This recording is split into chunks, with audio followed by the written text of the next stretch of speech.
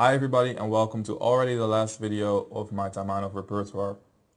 I hope you also liked the videos about the Anti Sicilian so far. To my mind, these systems are really not the most dangerous ones to face. In fact, I always like to see them being played against me, as I have the feeling that black should objectively equalize very comfortably and have good chances to outplay his opponents in all of these systems, as long as you know the right setup for black. In this video we're going to be covering the moves d3 and g3. I'm going to cover both, starting with g3 as they transpose into each other. The idea of g3 is a little bit more tricky than d3, as it keeps the option open of defending the e-pawn with queen e2 and later on trying to play for the d4 move anyway. After knight c6, bishop g2, knight f6, you'll be able to tell what I'm talking about exactly. Here white has two moves, either queen e2 or d3. And d3 would obviously transpose into starting with d3 on move 3. So let's start by the move d3. In fact, recently I had a game in this position and I made the move d5, which is considered to be the main line, but I'm not a very big fan of it, of the positions arising after the following sequence of moves. Something like this happened in my game, and here my opponent played c4, and even though black should be fine in these positions, it sort of resembles a King's Indian attack, which is really something that I prefer to play as white rather than black. And I think white practically always ends up getting some sort of attacking chances with maneuvers such as h4, h5, and sometimes knight h2, knight g4, ideas that might be familiar to you already. So instead of doing that again, in my next game I'm planning to play the move bishop e7 here. After short castle, rook e1 tends to be the move that white makes here. e5 is really not something to be very afraid of, as you can simply attack that pawn and even play f6 here, which just leads to an exchange of a central pawn to a less important pawn. So really that just gives black a very decent position after the following moves. So this is not something to worry about. Instead, rook e1 here is a better move. And here I like the move d6, which is a little bit more flexible than playing d5 so early on in the game, and also something that black can afford himself to do, as white has also played d3. Here c3 is the move for white, and here I like the move bishop d7. White can already opt to play d4 here, but it's not something I'm particularly afraid about. After cd, our natural response is d5, which works perfectly well in this position. After e5, knight e4, black gets some sort of version of the French defense. But really, with white having made a fiancé shadow on the king side, he has lost a lot of valuable time that an e4 player wouldn't do in a normal French position. So it's quite a good version for black after knight d2, knight takes d2, bishop takes d2, queen b6. You can have a look at the lines in the ebook here, but believe me, this is a very good version of a French defense. Instead, after d5, e takes d5 is more to the point move, and after knight takes d5, knight c3, rook c8, I think the position is around equal. White can decide to go for knight takes d5, e takes d5, but then black can simply play his bishop to e6 or f5, and once again the position is pretty toothless when it comes to white fighting for an advantage. Instead, the move knight d2, waiting with d4 is a little bit more tricky, but after queen c7, which I like, as I want to put my rook from f to c8, I don't think it has a lot of function on any of the squares such as f8, e8 and d8. Really what it comes down to is white playing d4 at some point and the c file being opened.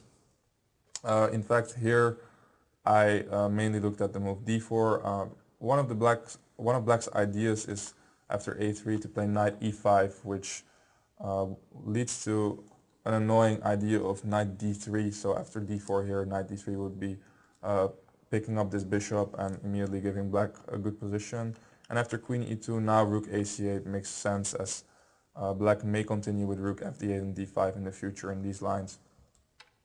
So usually white does go d4 now, as knight e5 is kind of an annoying idea.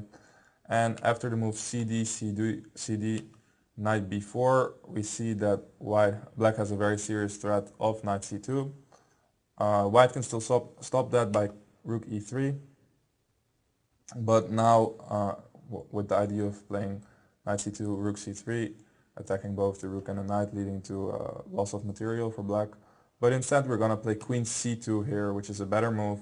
And after queen f1, rook fc8, I analyzed this position a little bit after rook b3, a5. Quite a complicated position, but it boils down to black actually having a very good counter chances here. One of the ideas that I want to give you, but it's probably best to look this up a little bit in the ebook, is the idea of knight a2, which can be very nasty in the future as the c1 bishop will be hanging. That's about it for the move d3, and once again, don't play that move d5 in the opening, the one that I played last time. I don't think it's a very practical move. The move d6 or bishop e7 followed by d6 is a lot more flexible than d5. So definitely go for this system rather than going for d5, which got me into some trouble in my last game. So let's move on to the move queen e2, which has been a little bit trendy over the last couple of years, although it has never been something that caused black any particularly big problems. But anyway, I like the move e5 here. I think it's quite a strong move after white has committed this move queen e2. White can still opt to go for c3 d4, but as it turns out with the queen on e2 that doesn't really work too well. I'm talking specifically about the line short castle, bishop e7, c3, short castle. Here d4 has been played, but after cd, cd, ed, e5, knight e8, followed by, for example, rook d1, queen b6, it's really white who is trying to regain his pawn and equalize here. So, for example, knight d2, d5 leads to a very comfortable position for black. So white can't really play with d4 anymore, which to my mind means that he's not really fighting for an opening advantage either. Instead, after short castle here, d3 would be the normal move. After h6, stopping ideas with bishop g5, which do make some sense as white might want to later on play for these white squares. So h6 is a useful move as soon as the pawn comes to d3, keep that in mind. White normally plays knight a3 here now. Knight h4 can always be answered with a direct d5, which leads to some sort of King's Indian position, but really one that be quite impressive, especially considering that it's white who's playing some weird version of the King's Indian. Knight a3 is the normal move, and after something like rook e8, I like the idea of rook e8 as it prepares bishop f8 and putting the pawn to d5 immediately, which is an idea we should be familiar with by now after all these Taimano videos. Sometimes it's good to have the pawn on d7 and wait for a good opportunity to play to d5 immediately in the opening rather than put it on d6 and aim for that later. So here knight c4, bishop f8, for example, knight e3, d5 seems like a very decent position for black to me. After the moves knight h4, you can continue with bishop e6, and if white decides to go queen f3 in order to do something with knight f5, you can safely go knight e7 and follow up with d4 on the next move.